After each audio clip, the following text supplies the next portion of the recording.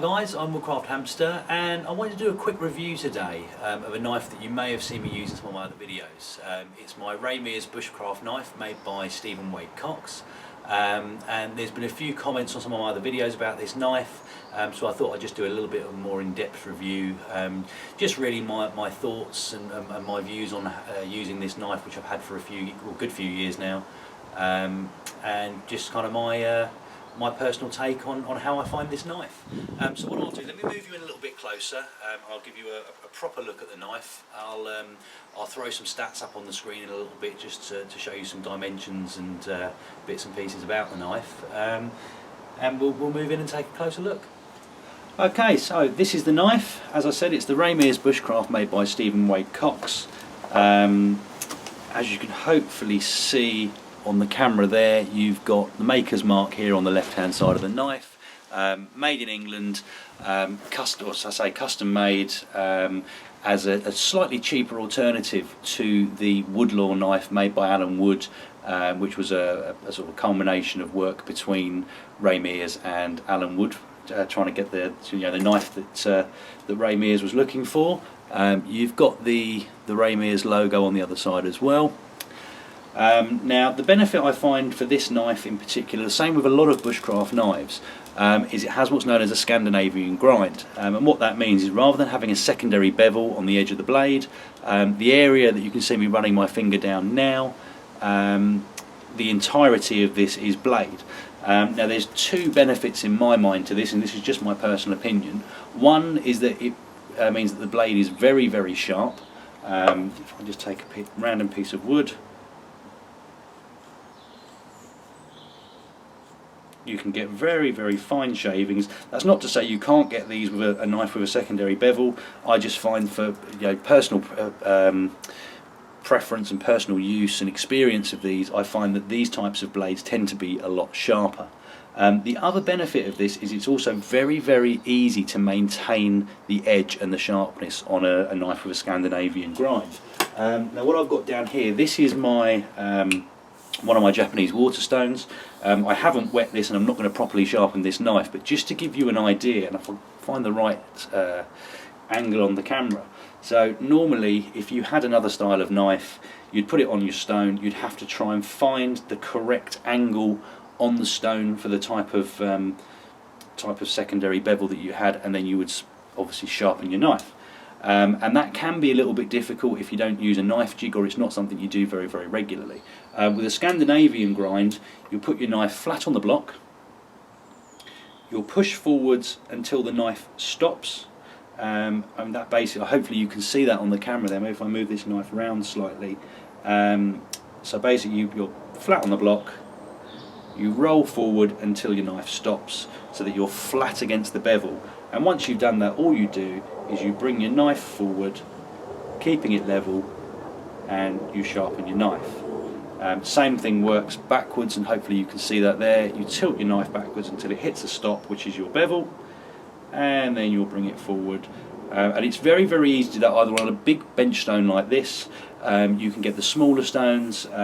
You've got the full Niven, the DC3 and the DC4 stones, which are really, really good portable out in the field stones. And basically it's very easy to maintain an edge like this. In my opinion, a lot easier than if you're using a knife with a sort of micro bevel or a secondary bevel. So again, I mean, I've had this knife 4 or 5 years now, maybe a little bit longer. Hopefully you can see on the camera here, and if I get it in the right angle, this knife has been well used. It's not a show knife, it doesn't sit in a drawer just because it's an expensive knife. I bought it to use it, and that's exactly what I do with it. Now you've got a little bit of patina on the blade there. Now I can buff that off if I really wanted to. It's not causing any damage to the knife, so I don't really bother, unless I'm, if it was starting to rust, I'd obviously clean it up, but these are just sort of marks on the blade from general use. You can see on the back of the spine there, hopefully that picks up on the camera reasonably well. The handle area here is a lot darker than the spine of the blade. Now the reason for that is that you've got the natural oils and things in your hand, so when I'm using this knife, holding it with either like this, however I'm doing it, you're getting the oils of your hand on there. Same on the underside as well. And all that's done is given the blade a bit of a patina, which is actually more of a protective coating, if anything else. And there's no real reason to try and clean that off. In terms of using the blade itself, you've got quite a fine tip on the end, which is very useful if you want to get close in, especially if you're using it for carving and things like that. You know, you can get a really good clean cut very close in, which hopefully you can sort of see on there. And then likewise, if you use the main part of the blade, sort of the bottom end of the blade, you know, you've got quite a long blade, and I'll put the stats up for you so you can see the actual dimensions. But you know, you can do nice long cuts along the entire length of the blade. And again, the benefit of that Scandinavian grind is that you can ensure that every part of this blade is sharp. Where I've used other knives in the past that have had micro or secondary bevels, it can be, and you know, if you know what you're doing, that's fine, but it can be very difficult to keep a uniform sharpness along the entire length of your blade.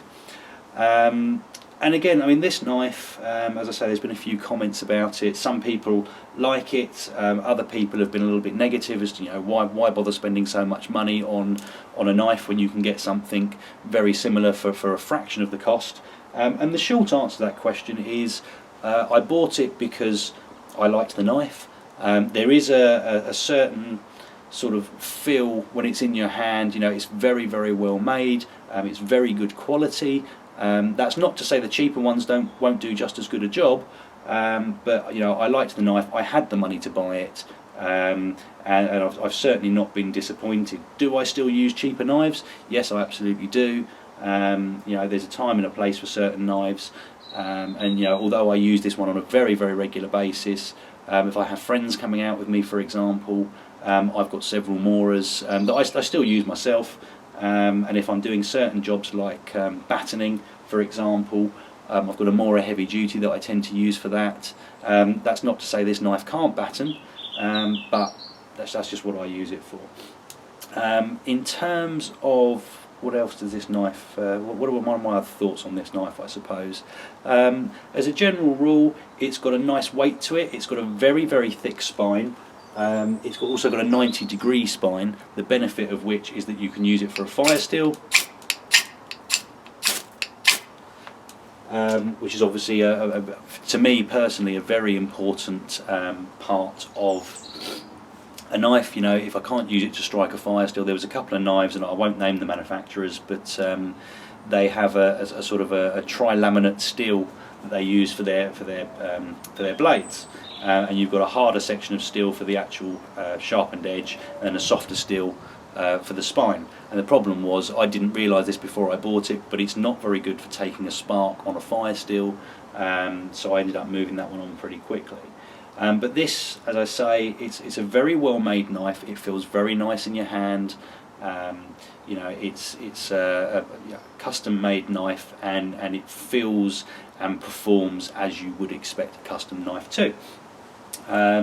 You know, again, this is not a sales pitch. I'm not suggesting that people go out and buy one of these, though I would heartily recommend it if that was something you were considering doing. And that's not to say that there aren't several, or in fact more than that, you know, loads of other custom knife makers out there who will make you just as good a knife. You know, was I a little bit swayed by the sort of marketing hype with Mears? And you know, I like Mears as a bushcrafter. I enjoy his TV shows. I enjoy his books. And there probably was a little bit of sort of advertising, sort of getting caught up in advertising and etc. That made my decision to buy this knife. But in hindsight, you know, I have no regrets. I really like the knife, and it does absolutely everything that I want it to do. Are there other knives on the market that will do the same thing for less of a cost? Yeah, absolutely, of course there are. But you know, I bought the knife.